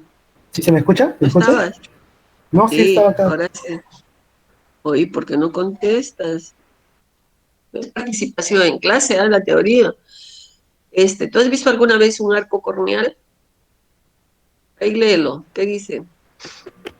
Bueno, no, personalmente no he visto, doctora, pero ahí dice que es una línea blanca que circunda por dentro del margen de la córnea en forma completa o incompleta de manera bilateral. Claro. El borde del iris con el resto del ojo, ¿qué se llama? Justo da eso, ¿no? O sea, al terminar el iris, toda la vuelta se forma, parcial o total, un arco blanquecino, y eso es el arco corneal, que a veces también se da en la senectud, entonces también la llamamos arco senil, pero en este caso es por el exceso de colesterol, mientras que la retinitis lipémica es por exceso de triglicéridos, o sea, miren, la etiología es diferente, ¿no? Bueno, entonces vamos a ver algunas imágenes de los signos. Miren, este es un santoma tendón, Piero. ¿Por qué sería producido? ¿Por exceso de qué? Piero. Sí, yo creo que podría ser, en este caso... Santomas tendinosos, tuberosos, ¿qué hemos dicho? ¿Por exceso de qué es? Mira acá, tendón de Aquiles, en los tendones de las manos, también en tendón de Aquiles, mira estas. ¿Por exceso de qué lípido era? En este caso creo que serían LDL. Perfecto, por el colesterol. Mientras que estos santomas eruptivos que se dan en las zonas extensoras, también en las inguinales, en el escroto, ¿por qué se daría? En ese caso, creo que mencionó triglicéridos. No recuerdo. Perfecto, o sea, estaba atento, está bien. Ahora vamos a seguir viendo otras láminas. Ven, ahí también hay santomas tuberosos, el santoma palmar y santomas eruptivos. Entonces, estos dos primeros son por LDL alto y este es por triglicéridos, pero se ven más en las hiperlipemias severas y en las genéticas más todavía. Este es el arco senil famoso, ¿ven? También se le denomina arco senil o arco... Estos son los antelasmas, son esas bolsitas medias naranjas que se dan. Miren, a veces son severas, ¿no? Y esta es la hiperlipemia, la retinal, es la lipemia retinal, ¿no? Se cambia el color del fondo, miren, aún. Y este sería su suero de este ojo. Claro, aquí no hay alteración lipídica, pero miren, este es de triglicéridos altos. Entonces, cuando están altos, hemos dicho sobre 1000, sobre 2000, prefieren algunos, ¿no? Un poco más, sobre 2000. Se da este tipo y que es fácil observarlo, hemos dicho, en el polo posterior. Aquí está el disco, ¿no? Por eso yo les decía, los neurólogos andan con su retinoscopio porque para ellos es importantísimo ver el polo posterior del ojo, hay edema de papila. Eso lo han escuchado ustedes a sus profesores, ¿no? Es que a nosotros nos interesa a veces la retina periférica, por eso los endocrinólogos no usamos mucho el retinoscopio. Porque, dice que un fondo de ojo bien hecho, pues hasta el oftalmólogo lo hace mal, ¿no? O sea, hay que tener cierta capacidad y hay que tener equipo también. Y se hace más con retinoscopio indirecto. Otras manifestaciones ya son las que son producidas por la cronicidad de la aterosclerosis, ¿no? Entonces el examen de pulsos es importantísimo. Mire, ¿y dónde palpan pulsos? A ver, el examen de pulsos, ¿dónde lo haces? A ver, Sandra Arroyo.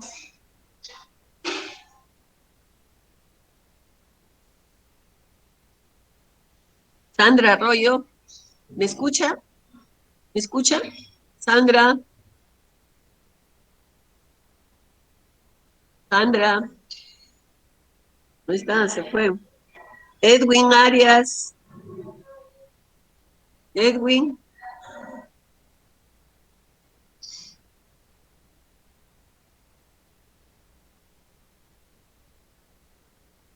Edwin Arias. Yo les voy a decir, por eso es importante que vengan revisando el PowerPoint, porque a veces les resulta, pues, ay, la doctora repite lo mismo. Entonces lean para que pregunten lo que no entienden o lo que se les podría orientar. Pero yo creo que a veces es bueno escucharlo. Pero pasan lista y se van. Freddy, Kawi. Kawi. A ver quién está. Ahí interpreten este cuadro. Ver, Pulso, pulso humeral, radial, cubital, también a nivel de lo que es axilar, femoral, popliteo, el pulso pedio también. Es Y importante. cuando hay obstrucción a nivel cuello, arterial de cuello. pezones, no. En cuello. El pulso carotídeo. Carotídeo, el temporal. El pulso carotídeo. Es importante, por ejemplo, un paciente viene con mareos, ¿no? O de repente les dice, ay, me perdí un momento el conocimiento, me perdí, ¿no? Me quedé en blanco. Entonces ahí el examen de pulso es importantísimo. ¿Por qué? Porque puede estar haciendo una aterosclerosis en un vaso como la carotidia. ¿Qué hace la carotidia, Estrella? La carótida, digo.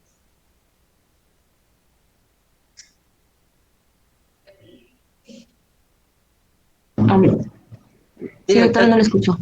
¿Qué función tienen las carótidas, digo?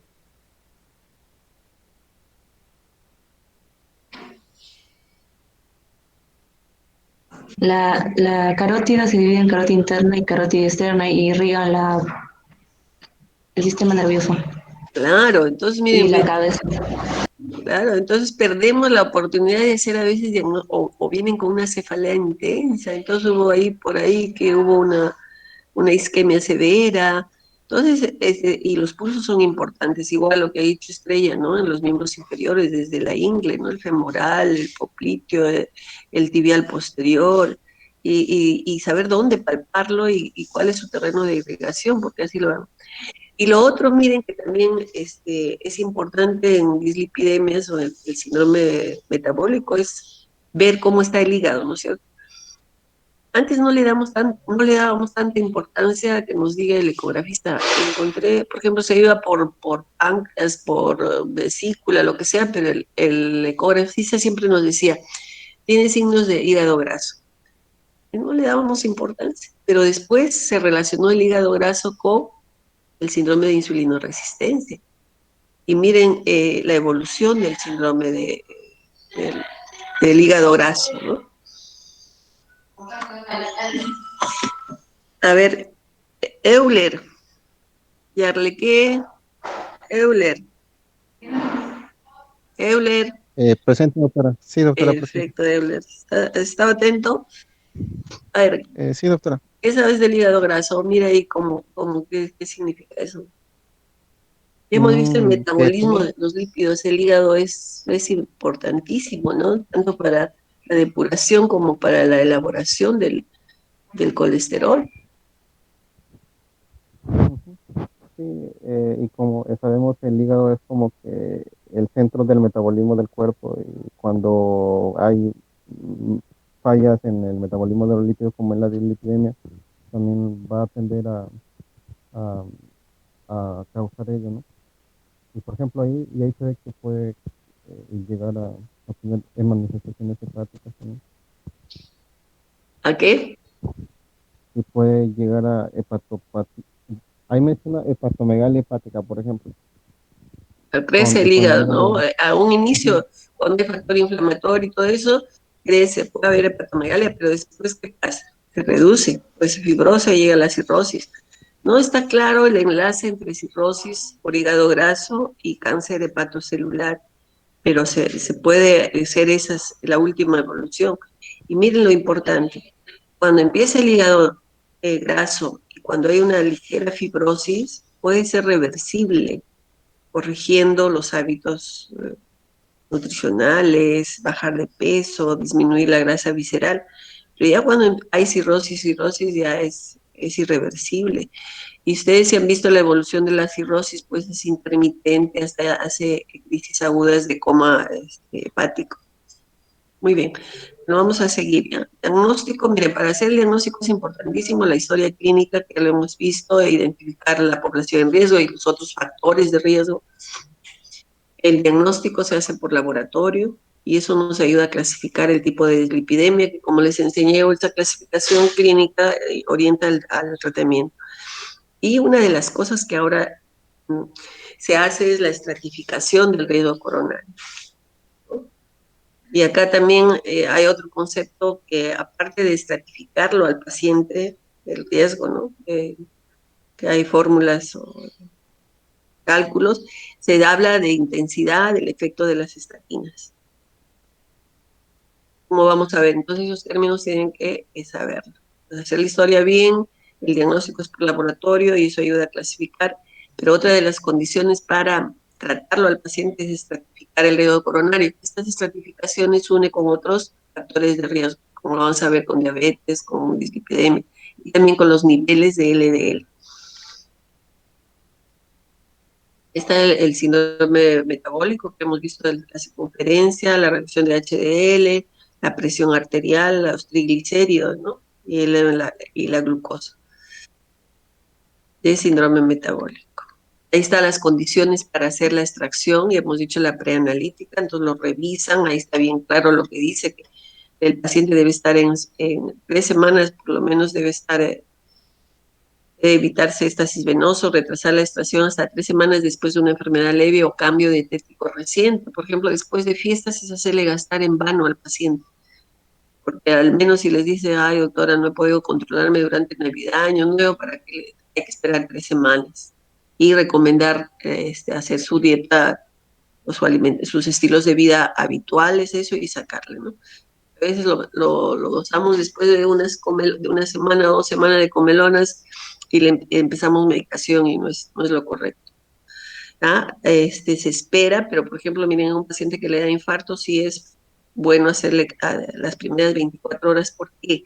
Porque sí son representativas de las cifras y ahí cabe cuánto le damos de estatinas, por ejemplo, ¿no? Miren, debe suspenderse fármacos que no sean imprescindibles, pero si son imprescindibles, pues tienen que venir tomando, porque por ejemplo los antihipertensivos a veces no hay que suspenderlo, ¿no? Más si es una hipertensión severa, difícil de controlar, ¿ya? Y en un paciente con dislipidemia no debe suspenderse la medicación ni modificar la dieta. Están los otros exámenes que se debe pedir, y esta es la categoría del riesgo cardiovascular. Ustedes ven, miren, el bajo riesgo, moderado riesgo, alto riesgo y muy alto riesgo. Y acá hay un puntaje score que vamos a hablar después de eso, y miren, si tiene bajo riesgo, el score está menos de 1. Menos de 1% de riesgo a 10 años para hacer enfermedad cardiovascular fatal. Eso ya seguro lo han escuchado. El moderado, y aparte de esto, de subir su riesgo desde 1 a 5, ya tiene diabetes mellitus el paciente. Acá ya tiene LDL mayor de 190. En muy alto riesgo ya entran los pacientes que tienen enfermedad cardiovascular ya, previa, ante un infarto de repente, incluso acá entran los que han tenido intervenciones cardiovasculares. Entonces, este es importante tenerlo, este cuadro, por ejemplo, salvo que se modifique porque este es del año pasado. Entonces, esto lo pueden tener como un adicional en su carpeta, en su consultorio, en su carpeta como un esquema adicional, porque a veces se nos olvida, pues. Entonces, para la calificación y tener también este modelo, el score, ¿no? Que mide en relación a la edad con el sexo y que si son fumadores o no fumadores. A eso también varios ya lo están cuestionando, por ejemplo, los mexicanos últimamente, aparte del sexo, de la edad, han ampliado el rango de edad, o sea, es de 40 a 80, el anterior era de 40 a 65, pero eso es, y la parte, lo han dividido en diabéticos, mujeres diabéticas, con diabetes, sin diabetes, fumadoras y no fumadoras, porque el tabaco es un factor de riesgo nocivo y muy de alto riesgo para enfermedad aterosclerótica. Entonces, estas tablitas también lo deben tener y considerar para calcular el riesgo del paciente, ¿no? Y calificar y ponerlo en qué riesgo está, porque eso es bueno para determinar. Acá también está, miren, las metas del tratamiento, de acuerdo al riesgo que tengan los pacientes. Las metas son bajas cuando tienen menos de 55, pero también hay que ver hasta cuánto se puede bajar el LDL. Y ustedes saben que hay, por ejemplo, los esteroides, las hormonas esteroideas, el cortisol, ¿eso de dónde inicia la esteroidogénesis? Del LDL. La mielinización, ¿de dónde empieza en la LDL? Entonces, si bajamos demasiado, incluso hay estudios que demuestran que el colesterol total no debe ser menos de 165. Por ejemplo, hubo un estudio hace años de los ingleses. Y últimamente, por ejemplo, los cardiólogos usan tan altas dosis de estatinas porque pensaban en la enfermedad cardiovascular y pensaban en bajarle el LDL, pero no pensaban en cuánto bajarle. También bajarle demasiado yo creo que no es bueno, ¿no? Entonces eso ya están poniéndose también límites inferiores de la disminución del LDL.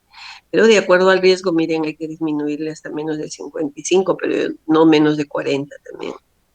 Y ya se están midiendo también la APO, que hemos dicho que es la heterogénica. Y el tratamiento, ya pues hemos hablado de los estilos de vida, que es para todos.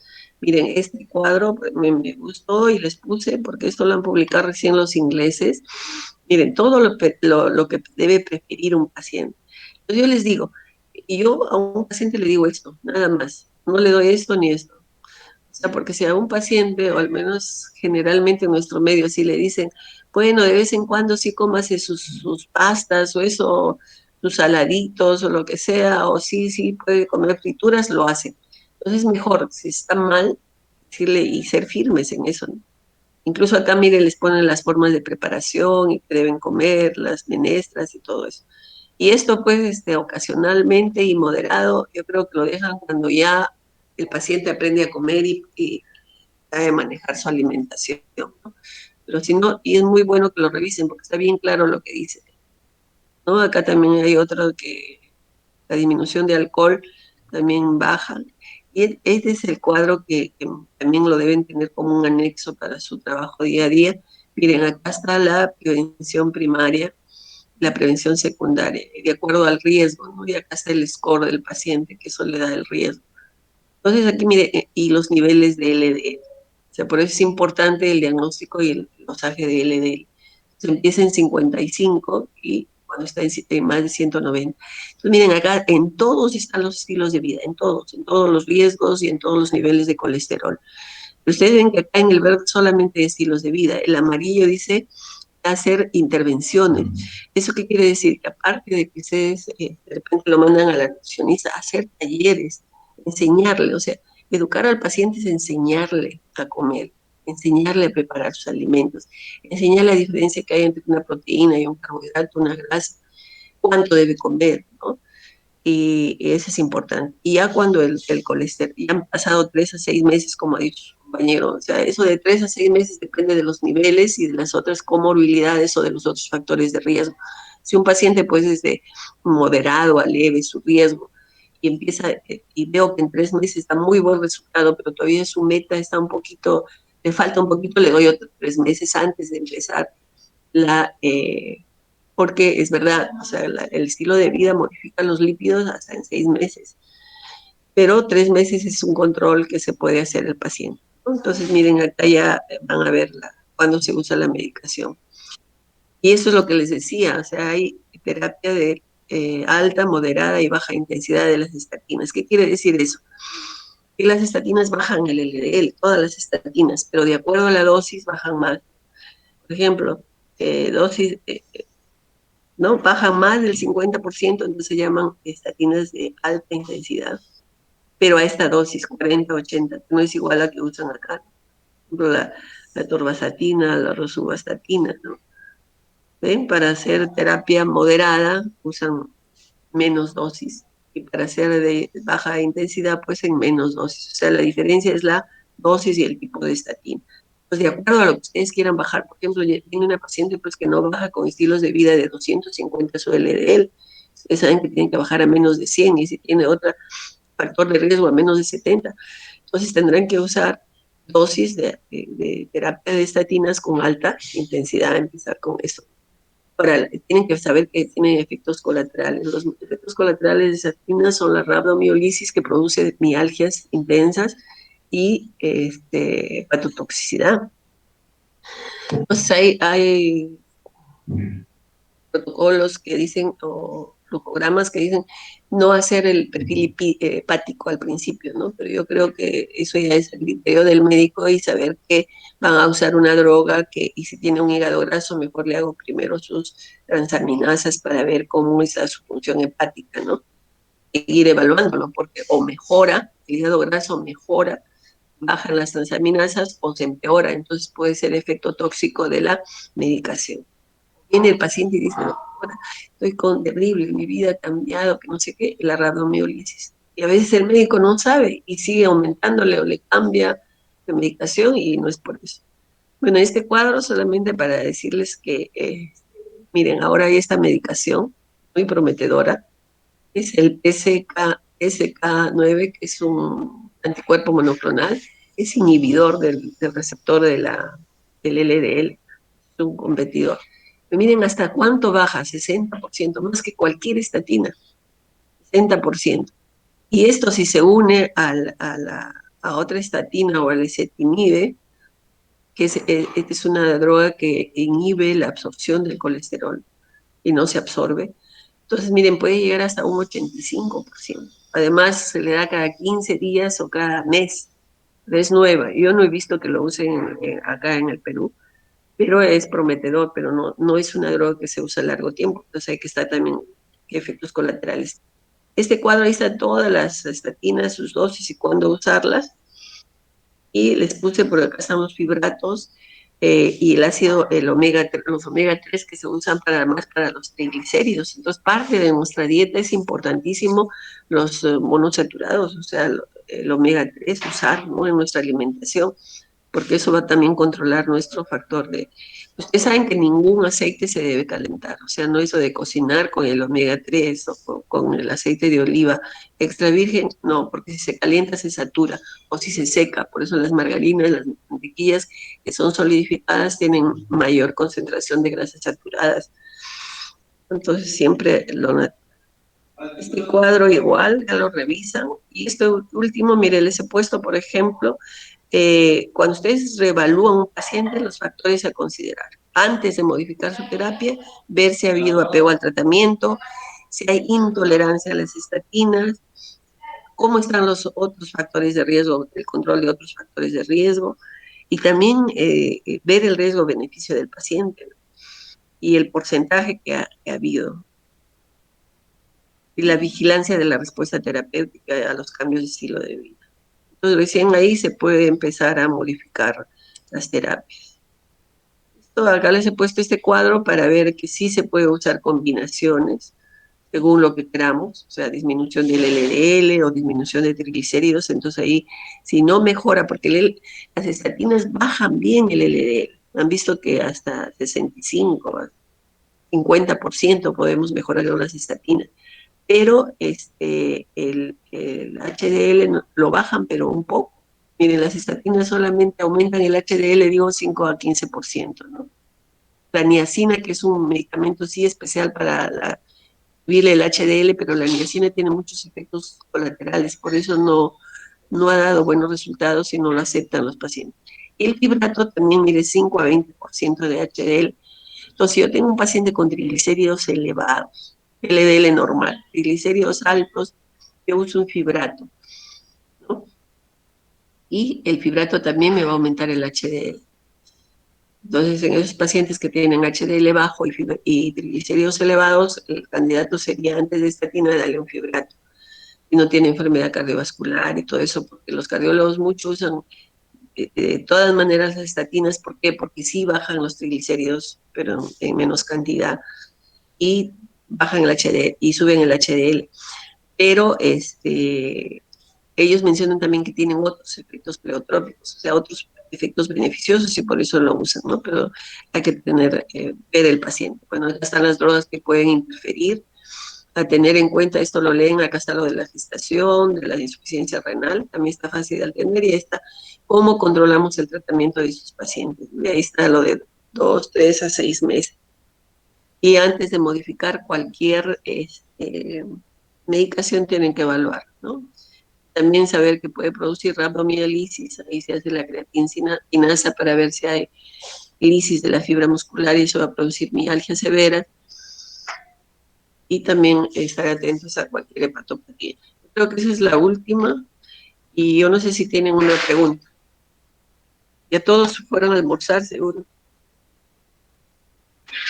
Gómez Hilario, Mayori, Hilario, ya no están. Bueno, es la hora. ¿Quién es el delegado? Yo, doctora, Giordano Castro. Giordano. ¿Alguna pregunta? ¿Alguna conclusión? Porque esta es mi última intervención con ustedes. Y de verdad que les aseguro que revisen sus cosas. Han trabajado bien, pero no sé si están en la clase todos, ¿no? Entonces eso no está bien. Porque algo han tenido que aprender en la exposición, ¿no? Pero es mejor, por eso se les dice, se les sugiere, ¿no? Leer el PowerPoint, interpretar bien su caso clínico, porque vamos a seguir en esta metodología. Yo creo que ustedes de acá pasan a otro capítulo. Pues lo van a aprovechar mejor si hacen eso, ¿no? Porque puede ser una videoconferencia dialogada, o también con casos clínicos. Eso nos motiva a buscarles más casos clínicos y ponerles, ustedes mismos lo deben sugerir, pero no revisan ni la tarea, Giordano. Entonces, como líder de tu grupo, tienes que conversar o convérselo, ¿no? Bien, chicos, ha sido un Sí, gusto. Yo creo que ojalá algo les haya quedado, les ayude en su práctica clínica, que no les falta más que nada más. Ya la próxima ya es en cirugía, que es más técnicas, pero ya la clínica se termina en este curso, creo, con ustedes. Bien, entonces, sí, vayan a doctora. almorzar. Vamos a Muchas almorzar. gracias. Ha sido un gusto estar con ustedes. Igualmente, gracias, Y doctora. disculpen la interrupción que hubo al inicio por el internet, que siempre falla a veces. No, no se preocupe. Listo. Ya, Jordano. Hasta luego, Euler, Freya, Gracias, doctora. Anthony, Débora, Doctora, gracias. Luego. Abigail. Bien, ya nos veremos en las prácticas o en el internado o en el residentado. Bien. Buenos días.